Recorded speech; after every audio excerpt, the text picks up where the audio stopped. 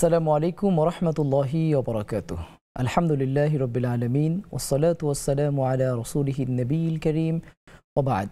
সুপ্রিয় দর্শক শ্রোতা, কাছে দূরে বিশ্বজুড়ে যে যেখান থেকে দেখছেন আপনাদের সকলকে স্বাগত জানাচ্ছি নেক্সাস টেলিভিশনের বিশেষ আয়োজন বিগম্যানস বিস্কিটস নিবেদিত ইসলামী জীবন বিধান অনুষ্ঠানে। সুপ্রিয় দর্শক, ইসলামের শুরু থেকেই রাসূল করিম সাল্লাল্লাহু আলাইহি ওয়াসাল্লামের ইন্তেকালের অব্যবহিত পরেই আমরা দেখতে পাই হযরতে আবু বকর সিদ্দিক রাদিয়াল্লাহু তাআলা আনহুর খেলাফত আমলেই মুসাইলামাতুল কাজ্জাব থেকে শুরু করে বিভিন্ন ভণ্ড তারা নিজেদের নবী দাবি করেছে এবং ইসলামের নানা রকম ব্যাখ্যা, অপব্যাখ্যা, ভুল ব্যাখ্যা প্রদান শুরু করেছে। এবং এই অপব্যাখ্যা, ভুল ব্যাখ্যার ধারাবাহিকতা সেই সময় থেকে শুরু করে অদ্যাবধি পর্যন্ত চলমান রয়েছে। আমরা বাংলাদেশের প্রেক্ষাপটেও দেখতে পাই বিভিন্ন সময়ে বিভিন্ন জাতীয় গুরুত্বপূর্ণ ইস্যুতে তারা ইসলামকে বিভিন্ন রকম অপব্যাখ্যা এবং ভুল ব্যাখ্যার মাধ্যমে কলুষিত করা কিংবা প্রশ্নবিদ্ধ করার একটি হীন চক্রান্তে লিপ্ত হন। এই ঘটনাটি কখনো ব্যক্তি আবার কখনো বা বিভিন্ন গোষ্ঠীও করে থাকে।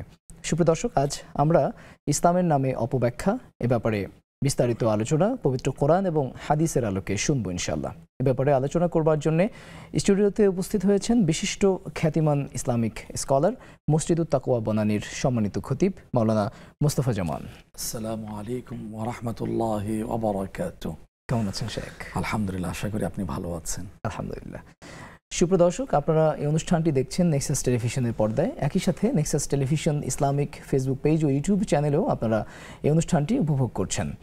আপনারা আমাদের সাথেও সরাসরি সংযুক্ত হতে পারছেন স্ক্রিনে প্রদর্শিত নম্বরে ফোন করে কিংবা আমাদের Nexus television Islamic Facebook page ও ইউটিউব চ্যানেলে কমেন্ট করবার মধ্য দিয়ে আমরা আপনাদের সকল জীবন ঘনিষ্ঠ প্রশ্নের উত্তর শাইখের কাছ থেকে শুনবো ইনশাআল্লাহ। বিগম্যানস বিস্কিটসের নিবেদনে অনুষ্ঠানটিতে আমরা চলে যাচ্ছি সরাসরি আজকের নির্ধারিত বিষয়ে আলোচনায়।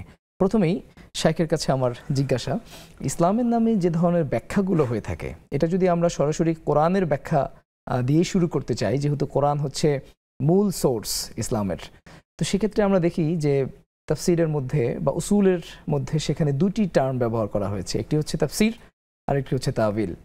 সো এই যে ব্যাখ্যার ক্ষেত্রে বা সঠিক ব্যাখ্যার ক্ষেত্রে আসলে কোনটি যুক্তিযুক্ত, তাফসির নাকি তাবিল?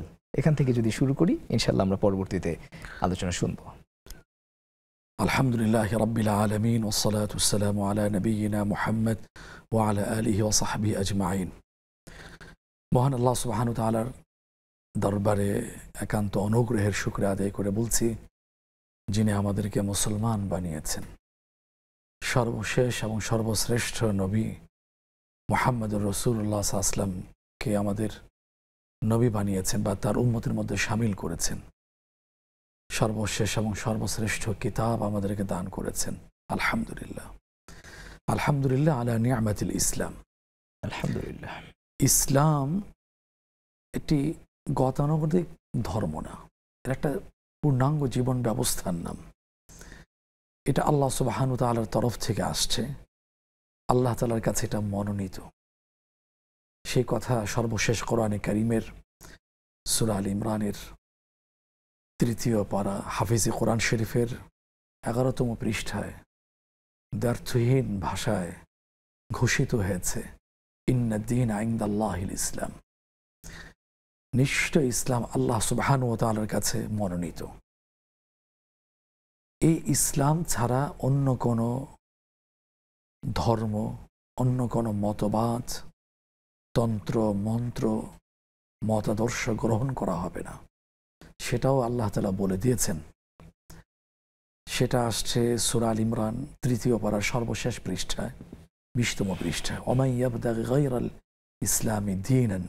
ইসলাম ছাড়া যদি অন্য কোনো কিছু তালাশ করে যেটা ইসলামে নাই, ইসলামকে বাদ দিয়ে ইসলামকে পশ্চাতে ছড়ে ফেলে, বা আমার ভালো লাগছে না, পছন্দ হচ্ছে না, আমার স্বার্থের অনুকূলে যাচ্ছে না, আমি অন্যটা গ্রহণ করছি, অন্যের পিছনে দৌড়াচ্ছি, আল্লাহ তাআলার থেকে বাদ দিয়ে, ইসলামকে বাদ দিয়ে, তাহলে পরিণতি কি হবে? কোরআনে এই আয়াতের শেষে বলা হয়েছে, এই অবস্থায় যদি তার দুনিয়া থেকে বিদায় নেওয়া হয়, তো ফালাই ইউকবালা মিনহু, আখিরাতে তার কাছ থেকে ওগুলো গ্রহণ করা হবে না। কি হবে? ওয়া হুয়া ফিল আখিরাতি মিনাল খাসিরিন, সে ক্ষতিগ্রস্তদের অন্তর্ভুক্ত হবে, অর্থাৎ জাহান্নামী হবে, নাউজুবিল্লাহ।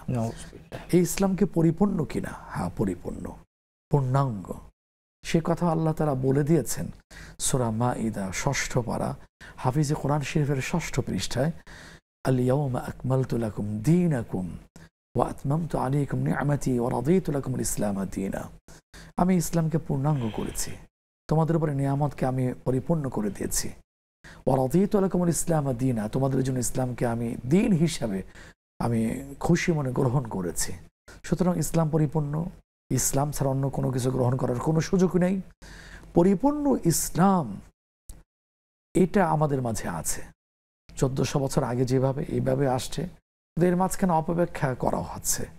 কি কারণে হচ্ছে সেটা না বুঝে, অল্প জ্ঞান, আরেকটা হচ্ছে উদ্দেশ্যমূলকভাবে অপব্যাখ্যা করা হয়েছে। যেই জিনিসটা মার্কেট পায় সেই জিনিসটা কিন্তু 2 নম্বরে বের হয়ে যায়। আপনি দেখুন, যে কোনো পণ্য হোক, যে কোনো প্রোডাক্ট হোক, মার্কেট পেয়ে যায়, এটা 2 নম্বরটা দ্রুত বাংলাদেশে বেরিয়ে যায়, মেড ইন ইত্যাদির নামে বেরিয়ে যায়, ডুপ্লিকা অথবা রেপ্লিকা বিভিন্ন নামে। হ্যাঁ, বের হয়ে যায়। এখন এই ইসলাম, এটা আল্লাহ তাআলা হেফাজতের দায়িত্ব নিয়েছেন, পিছনের কোনোটাই দায়িত্ব নিয়েছেন বলেন নাই।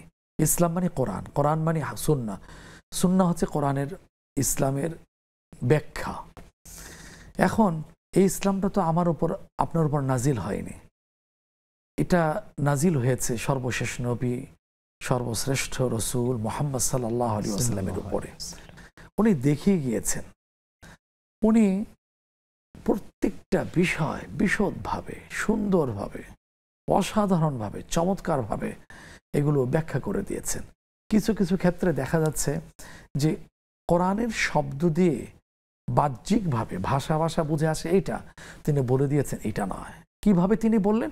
ওহির মাধ্যমে বলেছেন। কোরআনটা যেমন ওহি, সুন্নাহটা ওহি। রাসূলুল্লাহ সাল্লাল্লাহু আলাইহি ওয়াসাল্লাম কোনো কথায় ওহির বাহিরে বলেননি, সেটা কোরআন বলছে, আল্লাহ তাআলা বলে দিয়েছেন, কোরআনে কোট করে রেখে দিয়েছেন। 27তম পারা সূরা নাজমের 5ম পৃষ্ঠা আসছে, 27তম পারা, ওমা ইয়ানতিকু আনিল হাওয়া, তিনি হাওয়া প্রবৃত্তির অনুসরণ করে কোনো কথা বলেননি। ইন হুয়া ইল্লা ওয়াহয়ুন ইউহা, যেটা বলেছেন সেটা ওহি, সেটা প্রত্যাদেশ, তার উপরে এটা পাঠানো হয়েছে। নিজ থেকে কিছু বলেন, নিজ থেকে কোনো কিছুই বলেননি। জি, একটা উদাহরণ আমি দিচ্ছি আপনার। জি, আমরা ফোন কলটি নিয়ে নিচ্ছি। একজন দর্শক আমাদের সাথে যুক্ত হয়েছেন। আসসালামু আলাইকুম ওয়া রাহমাতুল্লাহ। জি, ওয়ালাইকুম আসসালাম ওয়া রাহমাতুল্লাহ।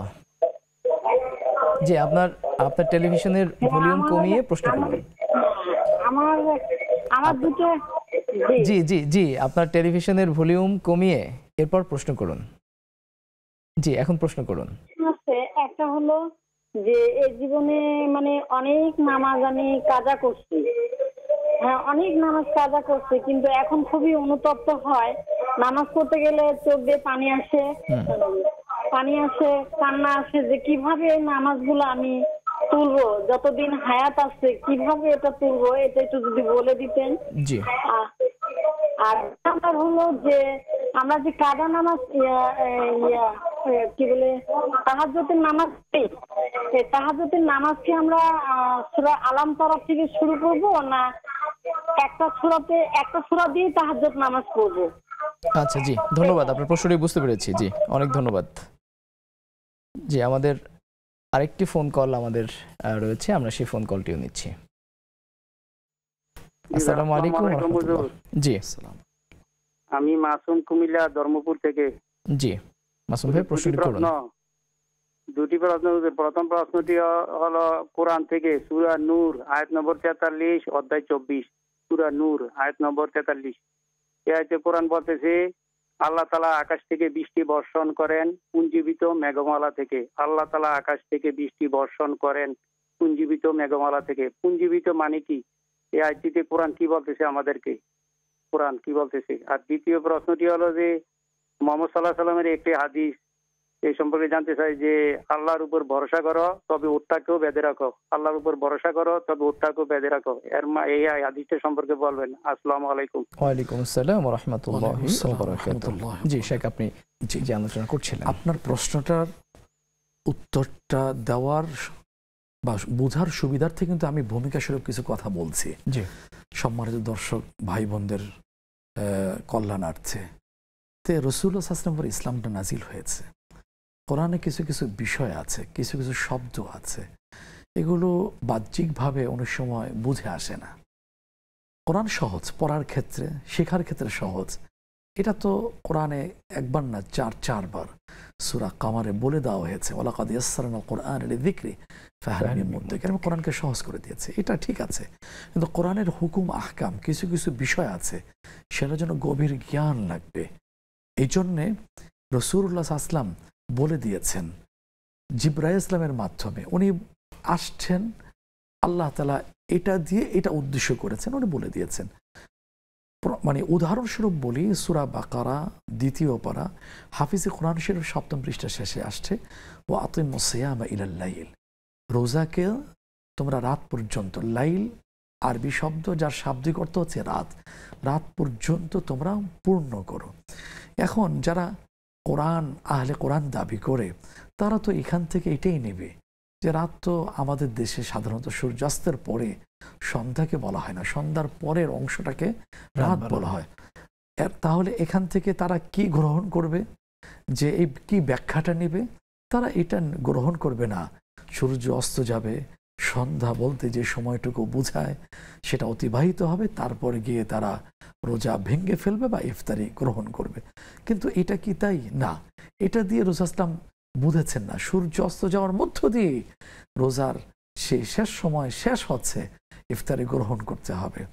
এরপরে কোরআন শরীফে আরও কিছু বিষয় আছে যেটার ওহীর মাধ্যমে বলে দেওয়া আছে, যেটা রাসূল ইসলাম নিজে ব্যাখ্যা করেছেন। সেই জন্যে আপনার শুরু কথা যে তাফসীর না তা'উইল, তাফসীর আসবে, কারণ আল কোরআন ইউফাসসিরু বা'দুহু বা'দা, তাফসীরের মধ্যে আসছে একটা মূলনীতি কথা হলো, বিশ্বব্যাপী সমাদৃত বক্তব্য হচ্ছে কোরআনের একটি অংশ আরেকটি অংশের তাফসীর করে ব্যাখ্যা করে থাকে। সুতরাং যেখানে এই তাফসীরের ব্যাখ্যা আছে সেটাই কোরআন থেকে আমাকে গ্রহণ করতে হবে, হাদিসে যেখানে আসছে সেখান থেকে গ্রহণ করতে হবে। আপনি দেখুন সূরা হিজর 14তম পারা 1ম পৃষ্ঠা আসছে, ইন্না নাহনু নাযালনা যিকরা, আমি নিশ্চয়ই জিকির নাজিল করেছি, ওয়া ইন্না লাহু লাহাফিজুন, নিশ্চয়ই আমি এর সংরক্ষণকারী, সংরক্ষণের হেফাজত দায়িত্ব আল্লাহ তাআলা নিয়েছেন। এখানে কিন্তু কোরআন নাজিল করেছি, কিতাব নাজিল করেছি বলেননি, জিকির, এই জিকির দ্বারা কোরআন, এই জিকির দ্বারা সুন্নাহ, জিকির দ্বারা দ্বীন, জিকির দ্বারা ইসলাম, আল্লাহ তাআলা এটিকে সংরক্ষণ করবেন। এটা জিকির শব্দটা বল সংরক্ষণ করেছে। জি শেখ, আমাদের মাঝে আরো দুজন দর্শক আছেন, আমরা তাদেরকেও কানেক্ট করছি। আসসালামু আলাইকুম ওয়া রাহমাতুল্লাহ। ওয়ালাইকুম আসসালাম। হুজুর, আমার দুটো প্রশ্ন। জি জি, প্রথম প্রশ্ন হচ্ছে হুজুর, আমরা যে বিছানাত বসে দস্তরখানা বিছাই খাই, তা খাওয়া যাবে কিনা? হুজুর শুনছেন? জি জি জি, দস্তরখানা বিছিয়ে খাওয়া যাবে কিনা? জি হ্যাঁ, খাওয়া যাবে কিনা বিছানার উপরে? আর 2 নম্বর প্রশ্ন হচ্ছে হুজুর, আমার আব্বা মারা গেছে কিছুদিন হয়, আমার আব্বার জন্য আমি মানে কবর জিয়ারত তো পুরুষটা করে, আমরা মেয়েরা আমরা কিভাবে আব্বার জন্য দোয়া করব? আচ্ছা জি, আমরা তো অনেক দূরে, আব্বার কাছে তো থাকি না, আমরা বাড়িতেও থাকি না। জি, আর 3 নম্বর প্রশ্ন হচ্ছে হুজুর, মেহেদি কি আমরা পায়ে হাতে দিতে পারবো কিনা? আচ্ছা জি, অনেক ধন্যবাদ, আপনার প্রশ্নটি বুঝতে পেরেছি। জি, আরেকজন দর্শক আমাদের মাঝে আছেন, আমরা আপনাকেও আমাদের সাথে সংযুক্ত করছি। কে আছেন আমাদের সাথে? আসসালামু আলাইকুম ওয়া রাহমাতুল্লাহ। ওয়ালাইকুম আসসালাম ওয়া রাহমাতুল্লাহ। আসসালামু আলাইকুম হুজুর। ওয়ালাইকুম আসসালাম। জি, প্রশ্নটি করুন। হুজুর, আমি পাবনা থেকে আব্দুল জব্বার বলছিলাম। জি জব্বার ভাই, আমি 3টি প্রশ্ন করব হুজুর। প্রথম প্রশ্ন হচ্ছে, আমার ঘরে নেট পায় না, হয়তো বোঝা একটু সমস্যা হতে পারে হুজুর। জি বলুন, শুনতে পাচ্ছি। আমার প্রথম প্রশ্ন হচ্ছে, এই যে ব্যবসা ইসলামের নামে অপব্যাখ্যা বা অনেক, আমি বলতে চাচ্ছি ইসলামের নামে যে ব্যবসা করে, তার ইসলামী ব্যাংক, এখানে হুজুরের কাছে আমি জানতে চাবো একটা বিষয়। ইসলামী ব্যাংকে আমার নিজের লোন আছে, আমি পরিস্থিতির শিকার। ইসলামী ব্যাংকে সেখানে কিন্তু মালামাল কিনে দেয়, এটা কিন্তু আসলে সঠিক না। তারা বলে আপনি কৃষির ব্যবসা করেন, আমি সরিষার ব্যবসা করি। আমাকে বলে যে আপনি এই টাকা কত মন সরিষা হবে, একটা বাউচার আনি দিবেন। তাহলে এখানে প্রথমেই কিন্তু সমস্যা, মালামাল কিনে দেয় না, বলে যে এই টাকায় যত মান সরিষা হবে তত টাকার একটা বাউচার দিবেন। আর কিন্তু সেখানে বেনিফিটটা কিন্তু ফিক্স করা, মানে আচ্ছা। লাখে 10,000 কি 8,000 ফিক্স করা। আমি যদি 5 লাখ টাকা নেই, আমার বছরে 45,000 আচ্ছা, টাকা জি দিতে হবে। জি আপনার হুজুর বলবেন আসলে ইসলামী ব্যাংক এদের ঢোকার সময় কিন্তু ওখানে সূরা বাকারার একটা আয়াত হ্যাঁ লেখা বুঝতে থাকে। পেরেছি, আপনার আসলে প্রশ্নটি এটা কি বুঝতে পেরেছি। ইসলামের আপনার নামে দ্বিতীয় ব্যবসা কিনা? এক দ্বিতীয় নম্বর। প্রশ্নটি করুন। 2 নম্বর প্রশ্ন হচ্ছে 2 নম্বর প্রশ্ন, ওইটা একটু লম্বা ছিল, এটা সংক্ষেপে বলছি। 2 নম্বর প্রশ্ন হুজুর, এই যে মা বাবার সম্বন্ধে আমাদের নবীর যে হাদিস সম্পূর্ণ সঠিক এবং 100%। আমার হুজুরের কাছে আমার জানার শখ যে আমার বাবার সাথে যদি আমার মায়ের বিয়ে না হতো, আমার মা কিন্তু মা হতে পারতো না। সেক্ষেত্রে মায়ের চেয়ে বাবার চেয়ে মায়ের সম্মাননা 3 বার বেশি দিতে আলহামদুলিল্লাহ ভালো। এ ব্যাপারে হুজুর একটু ব্যাখ্যা চান হুজুরের কাছে। আচ্ছা জি, এরপর প্রশ্ন। আগামী শনিবারে আমার 2 বোন 2 দুলাভাই উমরায় যাবে। 2 বোন একটু সুস্থ আছে, 2 দুলাভাই একবারে মাজুর বলতে হবে। তাদের জন্য জি এখানে তাদের কি কি ক্ষেত্রে সমস্যা হতে পারে? জি ওকে জি, অনেক ধন্যবাদ। আপনার প্রশ্নটি আমরা বুঝতে পেরেছি। নিশ্চয়ই আপনাদের সকল প্রশ্নের উত্তর আমাদের আমন্ত্রিত অতিথি দেবেন। তবে অনুষ্ঠানের এই পর্যায়ে আমরা ছোট্ট একটি বিরতি নিচ্ছি। বিরতির পর ইনশাআল্লাহ আমরা অনুষ্ঠান উপভোগ করতে পারবেন।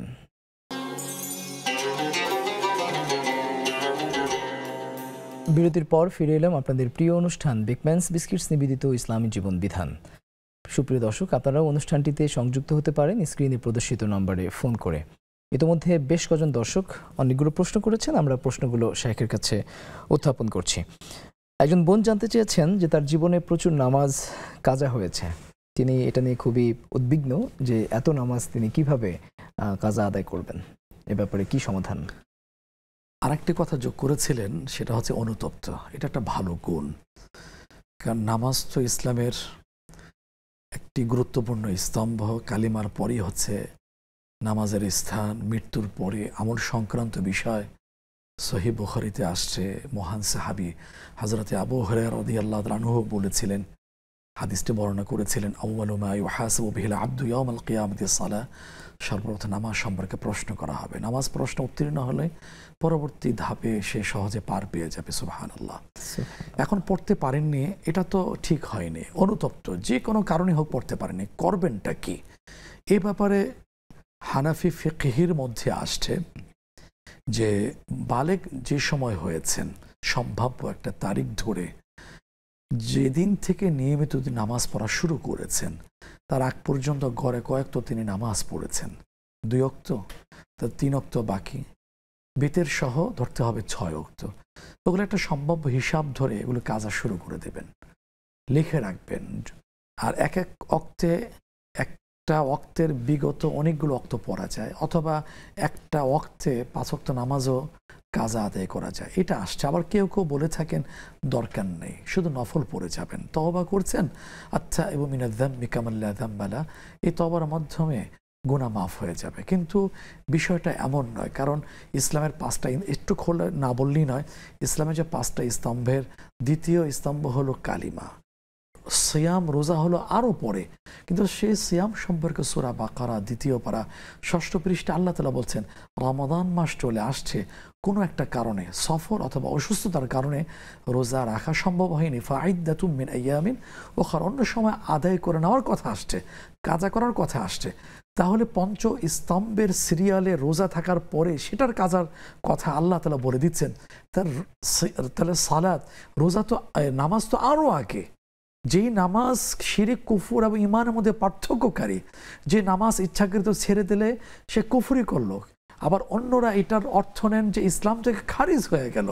আবার নামাজ না পড়ার কারণে সূরা মুদ্দাসির 29তম পারা আসছে, মা লাকুম ফি জান্নাতি মা সালাকাকুম ফি সাকার ক্বালু লাম নাকু মিনাল মুসাল্লিন। জাহান্নামে কেন? ওই দিন জাহান্নামের বলবে আমরা নামাজে পড়ি নাই। এই সমস্ত কারণে গবেষণা করে তারা বলছেন যদি কোনো কারণে নামাজ যদি কাজা হয়ে যায়, পড়া সম্ভব না হয়, ওগুলো তিনি আদায় করে নেবেন। আর অনুতপ্ত থাকবেন, পাশাপাশি ইস্তিগফার করতে থাকবেন। ওগুলো যখন আদায় হয়ে যাবে, পরবর্তী নফল আরো বেশি পড়ে যাবেন ইনশাআল্লাহ। জি শেখ, আরেকজন দর্শক যুক্ত হয়েছেন, আমরা ফোন কলটি নিচ্ছি। কে আছেন আমাদের সাথে? জি, আসসালামু আলাইকুম। ওয়ালাইকুম আসসালাম। জি, আমি নীলা বলছিলাম পাবনা থেকে। জি। আমি প্রশ্ন করব একটা, সেটা হলো যে মানে ফজরের সালাত আমি দূরের একটা আজান শুনে আদায় করে ফেলি। তখন মানে হয়তো 4টা বাজে, আমি নামাজ শেষ করে দোয়া কালমা শেষ করে দেখি যে 4:17 বা 18 বাজে। তো বাসায় শুনলাম তার মসজিদে তো জামাত হয় আপনার 4:45-এ।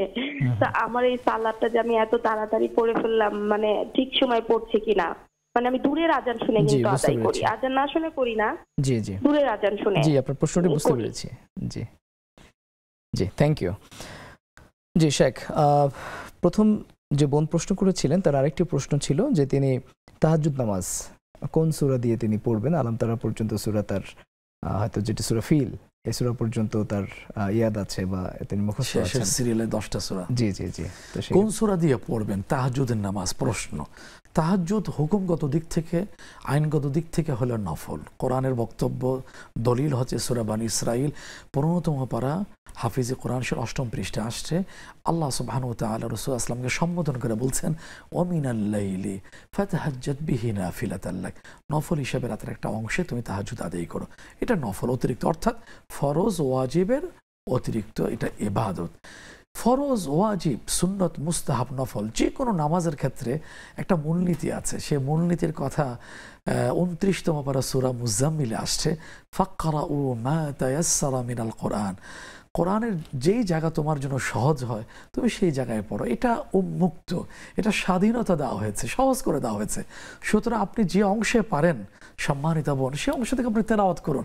সূরা ফিল হোক অথবা কোরআনের আগে হোক মাঝে হোক, এটা সব জায়গা থেকে পড়লেই এটা তাহাজ্জুদ আদায় হয়ে যাবে, যে কোনো নামাজও আদায় হয়ে যাবে ইনশাআল্লাহ। সেক্ষেত্রে একটু সুন্নাহ হলো সিরিয়ালটা, তার টিপটা ঠিক রাখা, এটা হলো একটু দেখার বিষয়। এছাড়া যে কোনো জায়গা থেকে পড়া যায়, পড়ার সুযোগ আছে। জি, আরো দুজন দর্শক যুক্ত হয়েছেন। কে আছেন আমাদের সাথে? আসসালামু আলাইকুম। ওয়ালাইকুম আসসালাম। আমি দুটি প্রশ্ন করলাম। জি, আমি যে বৃহস্পতিবারে সোমবারে যে রোজা বলে, ওই রোজা যদি আমি আমার অনেক আগের কাজা রোজা হয়েছে যেটা নিয়ত করে থাকি, তাহলে কি হবে? আর যদি ওই দিন যদি আবার ওই রোজা ভেঙে ফেলে সোমবার বৃহস্পতিবার রেখে, তাহলে কি আবার সেই ফরজ রোজার একটা পরিবর্তে সেটা রোজা রাখতে হবে, নাকি ওইটার একটা রাখলেই হবে? আচ্ছা। আরেকটা প্রশ্ন জি, আমি তো শুধু আলাম তারা থেকে নাচ পর্যন্ত এই কয়েকটা সুরাই পারি মুখস্থ। এই সুরাই যদি নামাজে বারবার পড়ি, প্রত্যেক নামাজে প্রতিদিন, তাহলে কি হবে না? জি জি বোন, প্রশ্নটি বুঝতে পেরেছি, ইনশাআল্লাহ শেখ উত্তর দেবেন। জি শেখ, আরেকজন দর্শক আমাদের সাথে যুক্ত হয়েছেন, আমরা তার ফোন কলটি নিয়ে নিচ্ছি। কে আছেন আমাদের সাথে? জি ভাই, আমি খুশি বেগম ঢাকা বাড্ডা থেকে বলছি। জি, প্রশ্ন করুন। জি, আমার ভাই একটা প্রশ্ন। আমার কোরআন খতম করছে, আমি তো ধরেন নিজের মতো করে দোয়া করি, এখন আমার অন্য কোনো দোয়া আছে কিনা আমি একটু জানতে চাচ্ছি। আচ্ছা, আজকে খতম করছি, আমি আজকে কোরআনে খতম করতে আসছি। আচ্ছা, জি জি, অনেক ধন্যবাদ। ভাই আমাকে যদি একটু বললে আমি কাইন্ডলি উপকৃত হব ইনশাআল্লাহ। জি বোন, ইনশাআল্লাহ, অবশ্যই। জি শেখ, একজন জানতে চেয়েছেন যে পুঞ্জীভূত মেঘমালার কথা পবিত্র কোরআনে বলা হয়েছে, জমানো। এটা জি জি, জমানো। যেমন যাকাতের সম্পদের ক্ষেত্রে বলা হয়েছে সূরা হাশর 28তম পারা 5ম পৃষ্ঠায়, কাইলা ইয়াকুনা দুলাতান বাইনাল আগনিয়া মিনকুম, যাতে ধনী শ্রেণীর মধ্যে সম্পদ পুঞ্জীভূত না হয়ে থাকে, অর্থাৎ জমে না থাকে।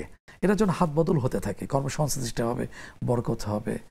ঠিক তেমনি ভাবে এখানে আল্লাহ তাআলা সমুদ্র থেকে পানি উঠান। এটা কোরআন শরীফে আসছে, সূরা আরাফ এই 8ম পারা আসছে, অন্য জায়গায় আসছে। এটা উঠে এটা জমা করে, তারপরে আল্লাহর হুকুমে যেখানে পানি দরকার সেখানে পানি বর্ষিত হয়। জি, আচ্ছা। উনি আরেকটি প্রশ্ন করেছেন যে হাদিসে রাসূল করিম সাল্লাল্লাহু আলাইহি ওয়াসাল্লাম বলেছেন যে তোমরা উটের রশি বেঁধে এরপর আল্লাহর উপর ভরসা করো। হ্যাঁ, সুন্দর কথা। এক সাহাবী জিজ্ঞেস করেছে, ইয়া রাসূলুল্লাহ, আমি কি উট ছেড়ে দিয়ে ভরসা করব না বেঁধে? বলছেন যে তুমি আগে বাঁধো, সুম্মা তাওয়াক্কাল আলাল্লাহ, অথবা আল্লাহর ভরসা করো। অর্থাৎ এখানে একটা বড় বোঝার বিষয় হলো যে আদ-দুনিয়া মাকানুল আসবাব, দারুল আসবাব, দুনিয়াটার উপকরণ গ্রহণের জায়গা। সন্তান হবে, বিয়ে করতে হবে, ফসল আসবে, বীজ বপন করতে হবে। হ্যাঁ, এখন ঠিক তেমনিভাবে এখানে চেষ্টা করে আল্লাহর কাছে, আল্লাহরও ভরসা করতে হবে।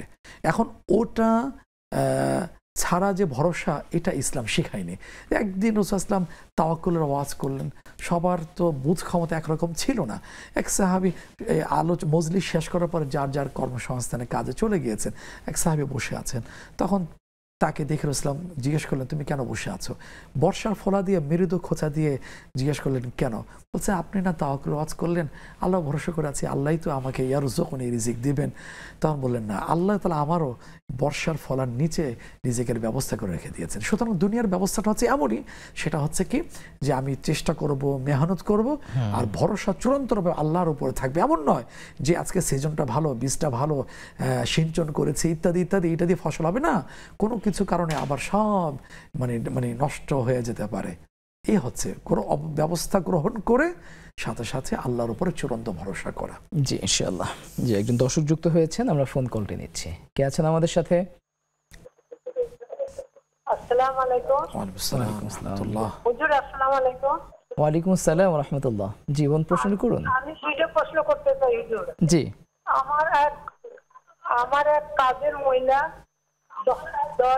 10 বছর আমার সাথে কাজ করছে বাসায়। সে খুবই ভালো, নামাজি, তারপরে সত্যবাদী, জি, ঝগড়াটে নয়। 10 বছরে আমার সাথে কোনোদিন তার মনোমালিন্য হয়নি। সে মারা গেছে 2 তারিখে জুলাই মাসে। আচ্ছা আমি যদি তার জন্য দোয়া করি, সে কি কবরে আসান পাবে?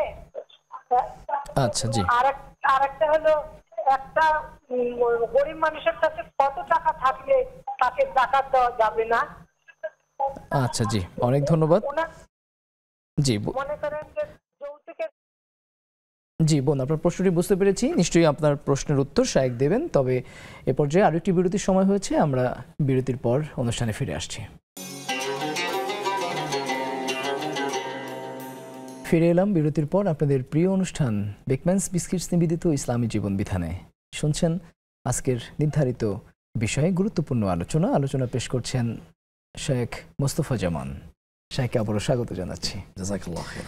শেখ, একজন প্রশ্ন করেছেন যে আমরা যে আমাদের বিছানা রয়েছে বা খাটের ওপর কি আলাদা করে দস্তরখান বিছাতে হবে কিনা? হ্যাঁ, যেই খাটটা আছে, তোষক আছে, জাজিম আছে, চাদর আছে, ওইটা তো সবসময় ইউজ করা হয়। এর বাইরে যখন খাবার খাওয়ানো হবে, খাবার গ্রহণ করা হবে, তখন দস্তরখান তো উদ্দেশ্য হচ্ছে যে পবিত্র থাকবে, খাবার পুড়ে গেলে যেন উঠে খাওয়া যায়। এখন যে বিছানাটা আছে ওইটা তো সবসময় ইউজ করা হয়, সূক্ষ্ম ময়লা থাকাটাই স্বাভাবিক। এই জন্য দস্তরখান বিছিয়ে খাওয়া, এটাই আদব।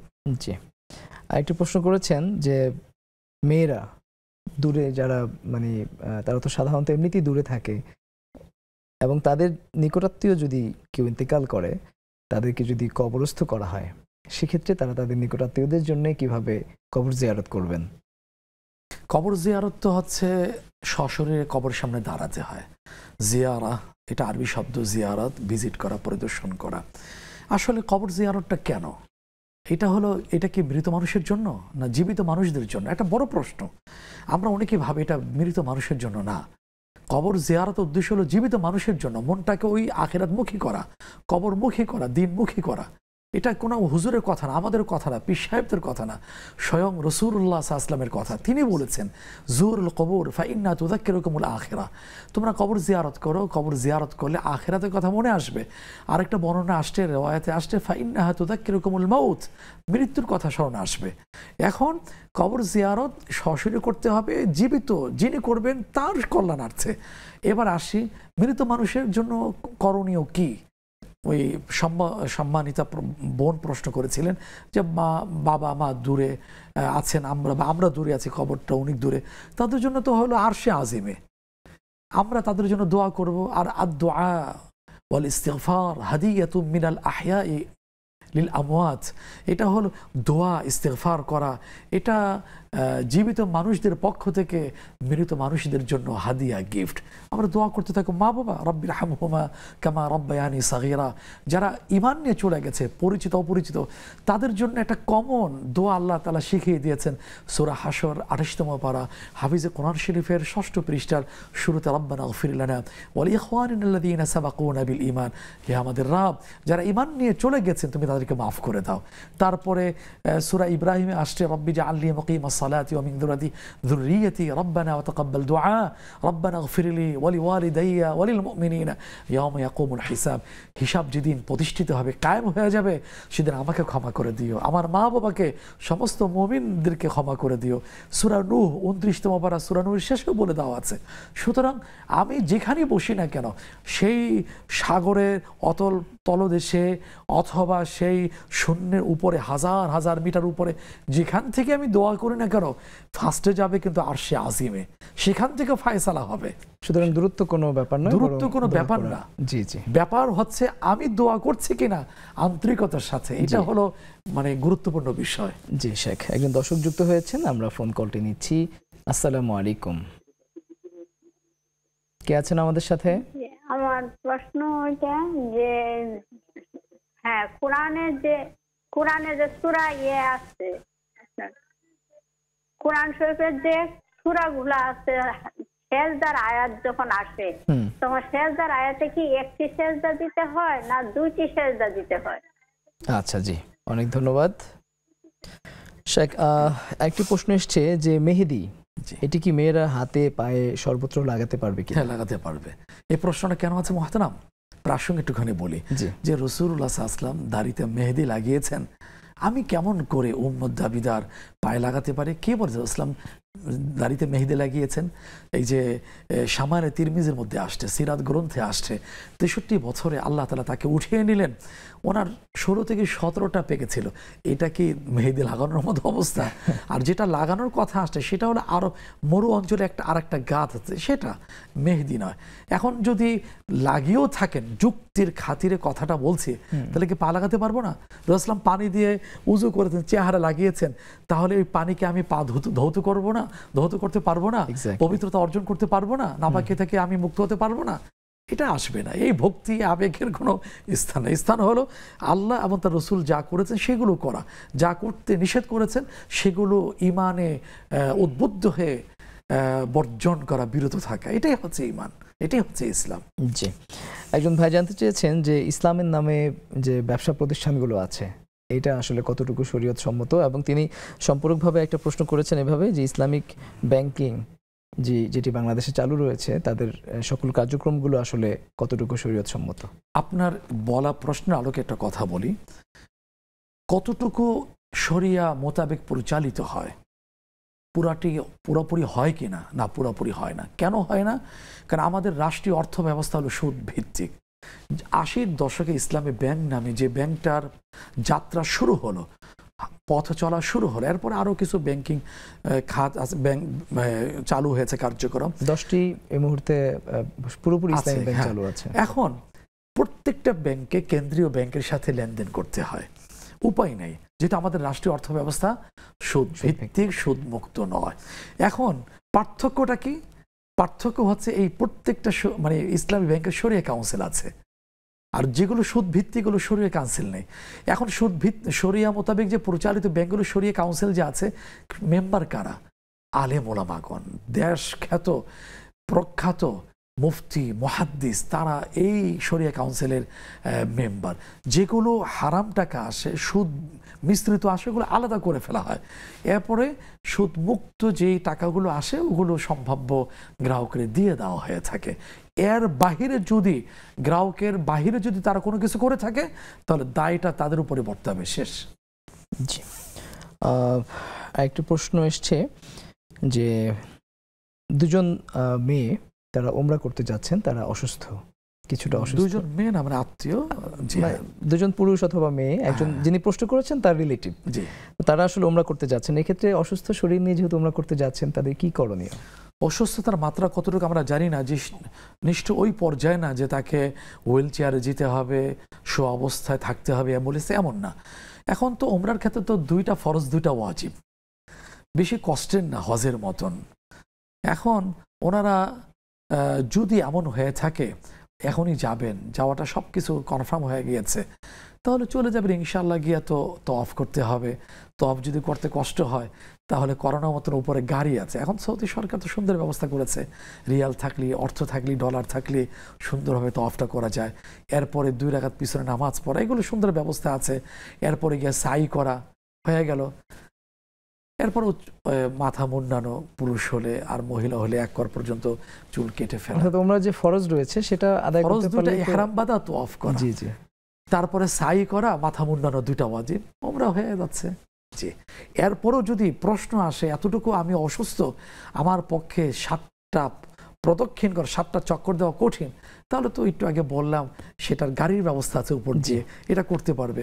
তারপরে সাফা থেকে মারওয়া, এই যে 7 বার, এটার জন্য একবারে অনেক নিগ্রো দাঁড়িয়ে আছে, অনেক লোক দাঁড়িয়ে আছে তাকে হেল্প করার জন্য। হ্যাঁ, তাই শুধু হেল্প মানে শুধু হেল্প না, অর্থের বিনিময় ডাক দেবে। বয়স্ক হলে, বৃদ্ধ হলে, অসুস্থ হলে দেখলে বলবে যে হাজ হাজ ফদ্দল ফদ্দল, হাজি আসেন, এইভাবে করে। অর্থ সহজ। জি, চমৎকার শেখ। একটি ফোন কল আছে, আমরা ফোন কলটি নিচ্ছি। কে আছেন, শুনতে পাচ্ছেন? আসসালামু আলাইকুম ওয়া রাহমাতুল্লাহ। আসসালামু আলাইকুম। জি বলুন। আমার হুজুরের কাছে একটা প্রশ্ন। আমি 5 ওয়াক্ত নামাজ পড়তে চাই, কিন্তু আমাকে একটা লোক ইন্টারনেটের সফটওয়্যার দিয়া, কম্পিউটার দিয়ে একটা মুনাফিকি কার্যক্রম পরিচালনা করে আমার নামাজ থেকে বিরত করে রাখে। আচ্ছা, আপনার ইন্টারনেটের সফটওয়্যার আপনাকে নামাজ থেকে বিরত রাখছে, এমন কিছু বলছেন? জি, অনেক ধন্যবাদ। আমরা প্রশ্নটি নিয়েছি। সুপ্রিয় দর্শক, সময় হলো আরেকটু বিরতি নেবার, আমরা ফিরছি কিছুক্ষণ পর। দেখছেন বেকম্যানস বিস্কিটস নিবেদিত ইসলামী জীবন বিধান। সুপ্রিয় দর্শক, বেশ কিছু প্রশ্ন আমাদের হাতে এসে পৌঁছেছে, আমরা প্রশ্নগুলো শেখের কাছে উত্থাপন করছি। একজন জানতে চেয়েছেন যে তিনি দূরের একটি মসজিদের আজান শুনে ফজরের নামাজ 4:17 ভোর পড়েছেন, নামাজ হবে কিনা? হ্যাঁ, আমি শুনেছি নামাজ হয়ে যাবে। উনি একটা কথা বলেছিলেন যে এলাকার মসজিদেতে নামাজ হয় বা বর্তমানে 4:45টার দিকে, আমি তো উনি আগে পড়ে ফেলেছেন। আজান হয়েছে, আজান মানে আজান না, অক্ত হয়েছে, নামাজ পড়া যাবে। আর আউয়াল ওয়াক্তে, প্রথম ওয়াক্তে নামাজ পড়া তো এটা মুস্তাহাব। মা বোনরা যদি না পড়েন তাহলে পড়বেন কারা? পুরুষরা তো জামাতের জন্য অপেক্ষা করতে হয়। সুতরাং আপনি নিশ্চিন্ত থাকুন, আপনার নামাজ হয়েছে। আরেকটি প্রশ্ন এসছে, বৃহস্পতিবার এবং সোমবার যে রোজা রাখার কথা বলা হয়েছে হাদিসে, এই রোজাগুলোর সময় কাজা রোজার নিয়ত করা যাবে কি? হ্যাঁ, আমি শুনেছি না, কাজা রোজার নিয়ত করা যাবে না, কারণ ফরজ রোজার সাথে সুন্নত নফলের নিয়ত করা যায় না। নফল সুন্নতের কাতারে অন্য সুন্নত নফলের নিয়ত করা যায়, ফরজের সাথে করা যায় না। আচ্ছা, একজন তিনি আরেকটি প্রশ্ন জানতে চেয়েছেন যে তিনি সূরা নাস থেকে সূরা ফিল পর্যন্ত এই সূরাগুলো তার মুখস্থ আছে, তিনি জানতে চাচ্ছেন যে বারবার শুধু এই সূরাগুলোই পড়ি, আসলে নামাজ হবে কিনা? হ্যাঁ, নামাজ হয়ে যাবে, কিন্তু আসলে আরো বেশি মুখস্থ করার ইচ্ছা থাকা, চেষ্টা অব্যাহত থাকা। কারণ কোরআন তো অর্থই হলো যেটা বারবার পড়া হবে। আপনার কি মনে চায় না হাশরের ময়দানে ফয়সালা হবে, ইকরা ওয়ারতাকি, পড়ো, উপরে উঠতে থাকো। আপনার যদি এই কয়েকটা সূরায় যদি থাকে, কয়েকটা আয়াত থাকে, আপনার পজিশন, আল্লাহ আপনাকে, আমাকে, আমাদের সবাইকে জান্নাত নসিব করুন। কিন্তু এর মধ্যে সে মধ্যে থাকবেন, উপরে উঠবেন না। উপরে তো ওই দিন তো যার সম্মান বেশি, যার যত বেশি মুখস্থ থাকবে, সে তত বেশি উপরে উঠতে থাকবে। এই জন্য চেষ্টাটাও অব্যাহত রাখাটা দরকার আমাদের। আল্লাহ তৌফিক দান করুন। একজন বোন জানতে চেয়েছেন, তিনি আজকেই কোরআন খতম করেছেন, তিনি তার মতো করে দোয়া করছেন, কোরআন খতমের স্পেশাল কোনো দোয়া আছে না? কোনো দোয়া নেই, এটা আমাদের সমাজে চালু আসছে যে বক্সে দেওয়া, আগে বলে তো বক্সে দেওয়া। যখন তিনি শুরু করেছেন নিশ্চয় তার মনের ভিতরে একটা নিয়ত ছিল, এটা আমার মা বাবা অমুকের জন্য, অমুক বিষয়ের জন্য, এইটাই তার মানে নিয়ত হিসেবে আল্লাহ কবুল করে নেবেন। হ্যাঁ, শেষ হওয়ার পরে ভালো কাজ শেষ হয়েছে, ভালো কাজ করে দোয়া করলেও দোয়াটা ওজনদার বেশি হয়, কবুল হওয়ার ব্যাপারে প্রত্যাশা বেশি করা যায়। আপনি নিজে দোয়া করতে পারেন, আলাদা কোনো সিস্টেম নাই, কোনো নিয়ম নাই, কোনো পদ্ধতি নাই। ইসলামটা সহজ যদি বুঝে আসে। জি, একজন বোন জানতে চেয়েছেন যে তার একজন কাজের মহিলা ছিল, তিনি দীর্ঘদিন তার বাসায় কাজ করেছেন, অনেক ভালো মানুষ মাত্র আমি ছিলেন। শুনেছি, যতটুকু বুঝতে পেরেছি। এখন তার জন্য তার মন কাঁদে, মারা গিয়েছে চলতি মাসের 2রা জুলাই। দোয়া করা যাবে? হ্যাঁ, অবশ্যই দোয়া করা যাবে। ভালো এই জন্য মন দোয়া করবেন কেন? খারাপের জন্য দোয়া করা যাবে।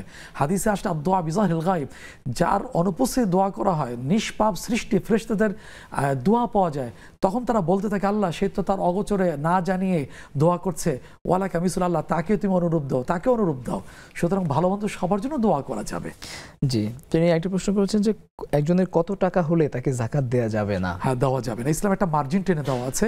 52.5 তোলা রূপা বা সমমূল্যের অর্থ প্রয়োজনীয় জিনিসের অতিরিক্ত ঋণমুক্ত থাকা অবস্থায় এতটুকু টাকা যদি থাকে, সম্পদ থাকে, তাকে যাকাত দেওয়া যাবে না, উনিও যাকাত গ্রহণ করতে পারবেন না। আরেকটি প্রশ্ন এসেছে যে সিজদার আয়াতে যখন তেলাওয়াত করা হবে একটা সিজদা, কয়টি সিজদা দিতে রাসূল হবে? সাল্লাল্লাহু এইভাবে দিয়েছেন, এইভাবে করেছেন, সাহাবায়েকরা আমাদেরকে এইভাবে শিখিয়েছেন, এইভাবে আসছে। জি, আমাদের নেক্সাস টেলিভিশন ইসলামিক ফেসবুক পেজেও আমরা বেশ কিছু প্রশ্ন দেখতে পাচ্ছি। এখানে আফিয়া ডিল সিদ্দিকা নামে একজন জানতে চেয়েছেন নামাজ ছাড়া অন্য কোনো কিছুর জন্য অজু লাগবে না এমন একটি কথা তিনি শুনেছেন, এ কথা দ্বারা একতারা বুঝিয়ে বলবেন, আর জান্নাতে গেলে আগে মাগুরার আচ্ছা এই কথাটি যেটি যে নামাজ ছাড়া অন্য কোনো কিছুর জন্য অজু লাগবে না। হ্যাঁ, লাগবে না। কথাটা এইভাবে না, কথাটা আসছে হাদিসে আসছে যে মিফতাহুস সালাহ আত-তাহারা বা আল উযু, নামাজের চাবি হলো পবিত্রতা। নামাজের চাবি অর্থাৎ নামাজের জন্য আমাকে পবিত্রতা অর্জন করতে হবে। এই পবিত্রতা দুই প্রকার। দুই পবিত্রতার কথাই কোরআন শরীফে আসছে। একটা সূরা নিসা 5ম পারা 4র্থ পৃষ্ঠাে আসছে, আবার সূরা মাঈদা 6ষ্ঠ পারা 7ম পৃষ্ঠাে আসছে। যদি জুনুবি অবস্থায় যে সমস্ত কারণে গোসল ফরজ হয় তাহলে গোসল করতে হবে। আবার যে সমস্ত, এটা হলো বড় পবিত্রতা, আর যে সমস্ত কারণে উযু অপরিহার্য হয়ে ওঠে সেক্ষেত্রে উযু করা লাগবে। এই জন্য নামাজের জন্য যেটা প্রয়োজন সেটা করেই নামাজ পড়তে হবে, আর বাকি অন্যান্য আমলের জন্য উযুর কথা হাদিসে আসেনি। সাইদা মিম নামে জানতে চেয়েছেন যে নামাজ পড়ার সময় মেয়েদের মুখের কতটুকু খোলা থাকবে? হিজাব পরার পর কপাল ম্যাক্সিমাম ঢেকে যায়, না হলে চুল বের হয়ে আসে, এজন্য সিজদার কোনো অসুবিধা হবে? সমস্যা নেই। জি শেখ, আমাদের কাছে যে প্রশ্নগুলো এসেছিল আমরা সবগুলো প্রশ্নের উত্তরই আপনার কাছ থেকে জানার চেষ্টা করলাম। আমরা আমাদের আজকে যে নির্ধারিত বিষয় ছিল ইসলামের নামে অপব্যাখ্যা, এবং এ বিষয়ে আপনি প্রথমে খুব চমৎকার করে কথা বলছিলেন। আমরা দেখি যে বাংলাদেশের প্রেক্ষাপটে বিভিন্ন সময়ে এটি পলিটিক্যাল কারণে হোক কিংবা ধর্মীয় গোষ্ঠীগত কারণে হোক, বিভিন্ন সময় বিভিন্ন বিধানের বিভিন্ন হুকুমের অপব্যাখ্যা করা হয়। তো বাংলাদেশের পার্সপেক্টিভে এই অপব্যাখ্যাগুলোর কারণে কিন্তু আমাদের সামাজিক পরিমণ্ডলে বিভিন্ন সময় দ্বন্দ্ব সংঘাত দেখা দেয় এবং বিভিন্ন রকমের ফিতনা ফাসাদও তৈরি হয়। এক্ষেত্রে আপনি সামগ্রিকভাবে এই অপব্যাখ্যাকারীদের উদ্দেশ্যে কি বলবেন? তার আগে একটু বলিনি আগের কথার সূত্র ধরে যে কোরআনটা, ইসলামটা তো আসছে রাসূল সাল্লাল্লাহু আলাইহি ওয়াসাল্লামের উপরে। উনি সাহাবায়ে কেরামদেরকে বলেছেন, কিভাবে বলেছেন, কি অবস্থা রেখে গেছেন, তাদের মুখ থেকে কথাটা আসছে। কারণ তারা হলো খিয়ারু হাদিহিল উম্মাহ। সাহাবায়ে কেরাম রাদিয়াল্লাহু তাআলা আলাইহিম আজমাইন হচ্ছেন এই উম্মতের শ্রেষ্ঠ শ্রেণী। সরাসরি ইসলামকে ইমান অবস্থা দেখেছেন, শিখেছেন, জেনেছেন, পৌঁছে দিয়েছেন, কোনো কার্পণ্য করেননি। রাসূল ইসলাম তাদেরকে কি অবস্থায় রেখে গিয়েছেন তারা বলেছেন, ওয়াতারাকানা আলাল মাহাজ্জাতিল বাইদা, তারা এতটা আলোকময় উজ্জ্বল অবস্থা আমাদেরকে রাসূল ইসলাম রেখে গেছেন, লাইলুহা কানাহারিহা, যার যেই মানে দিন নামক রাত্রটাও দিনের মতন স্পষ্ট। সুতরাং লা ইয়াজিগু আনহা ইল্লা হালিক, ধ্বংসকারী ছাড়া, ধ্বংস হবে এমন ব্যক্তি ছাড়া কেউ এখান থেকে পথ হারাবে না, বক্রতার শিকার হবে না। সুতরাং সাহাবায়ে কেরাম যেভাবে দিন দিয়ে গেছেন তাবিনদের কাছে, তাবিনদের কাছে, সেভাবে আমাদেরকে গ্রহণ করতে হবে। সেটারই একটা কথা কোরআন শরীফে আসছে, সূরা নিসা 5ম পারা হাফিজ কোরআন শরীফের 6ষ্ঠ পৃষ্ঠায়, যে ফারুদ্দু ইলাল্লাহি ওয়া রাসূল, যে কোনো বিষয়ে সমস্যা হয়ে গেছে আল্লাহর শরণাপন্ন হয়তো কোরআন, রসুলের ক্ষেত্রে না হয়তো উলিল আমর, যারা এই ব্যাপারে অভিজ্ঞ, সেখানে আমি না গিয়ে ব্যক্তি বিশেষ মন করা, মন চাইলো আমি একটা ব্যাখ্যা দাঁড় করালাম, এতে বিভ্রান্তি ছড়াবে। এখানে যত মানুষ বিপদগামী হবে, বিভ্রান্তি শিকার হবে, দায়টা কিন্তু যিনি ব্যাখ্যাটা দিলেন অপব্যাখ্যা, দায়টা তার উপরেই চলে আসবে। সুতরাং আল্লাহকে ভয় করে সাহাবায়ে কেরাম, আমাদের সেই সালফে সালিহিন আকাবির যারা আছেন, তারা যেভাবে নিয়েছেন, যেভাবে গ্রহণ করেছেন, যেভাবে পৌঁছে দিয়েছেন সংখ্যাগরিষ্ঠ, সেটাই গ্রহণ করা, সেইভাবেই দিয়ে দেওয়া। ইসলামটা কিভাবে আসছে, ইসলাম কিভাবে কায়েম হয়েছে, সেটা কি আগে ইসলাম কখনো কায়েম হয়নি? ইসলাম কখন আল্লাহর জমিনে প্রতিষ্ঠিত হয়নি? সেটা তো স্পষ্ট আছে। সেটার বাহিরে গিয়ে আমি কেন এখানে অন্য একটা ব্যাখ্যা আমি দাঁড় করাচ্ছি, যার কারণে অন্য ওলামায়ে কেরাম যারা আহলে হকপন্থী, কারণ হাদিসে আসছে একটা দল সব সময় হকের উপর থাকবে, মানসুরিন, তারা আল্লাহর সাহায্য প্রাপ্ত থাকবে। সংখ্যাগরিষ্ঠ আহলে হক এটা বিরোধিতা করছেন, তারা মতামত দিচ্ছেন এটা সঠিক নয়, এটা অপব্যাখ্যা। তাহলে আপনি আর বাহিরে গিয়ে কেন দিচ্ছেন?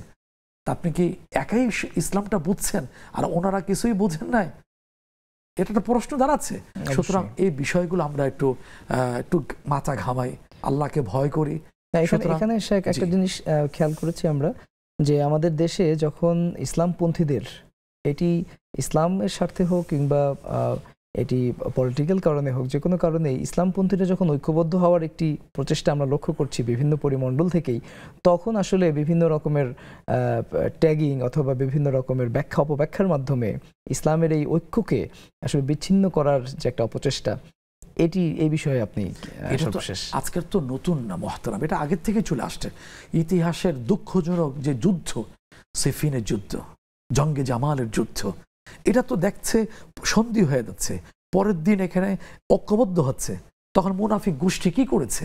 তারা কি করেছে? ছদ্মবেশে একটা এলাকা তাবু থেকে, একটা শিবির থেকে অন্য শিবিরে শেষ করতে হবে, হ্যাঁ, আক্রমণ করেছে, আবার বলছে এরা করেছে, এইভাবে করে এখনো চলমান আছে। এই জন্য আল্লাহ তাআলা আমাদেরকে নিফাকি থেকে, যারা ঐক্যবদ্ধ হওয়া থেকে এই যে বিরোধ তৈরি করে, তাদেরকে হেদায়েত দান করুক। আল্লাহ আমাদেরকেও সহি বুঝ দান করুন, আমিন আমিন। অনেক ধন্যবাদ শেখ, আপনি ব্যস্ততার মাঝে আমাদের সময় দিয়েছেন। জাযাকুমুল্লাহ খাইরান। সুপ্রিয় দর্শক, আপনারাও অনেকক্ষণ আমাদের এই অনুষ্ঠানটি উপভোগ করেছেন, আপনাদেরকে ধন্যবাদ জানিয়ে এবং প্রতিদিন বিকেল 4টে অনুষ্ঠানটি দেখবার আমন্ত্রণ জানিয়ে আজকের মতো শেষ করছি। আল্লাহ হাফেজ। আসসালামু আলাইকুম ওয়া রাহমাতুল্লাহি ওয়া বারাকাতুহু।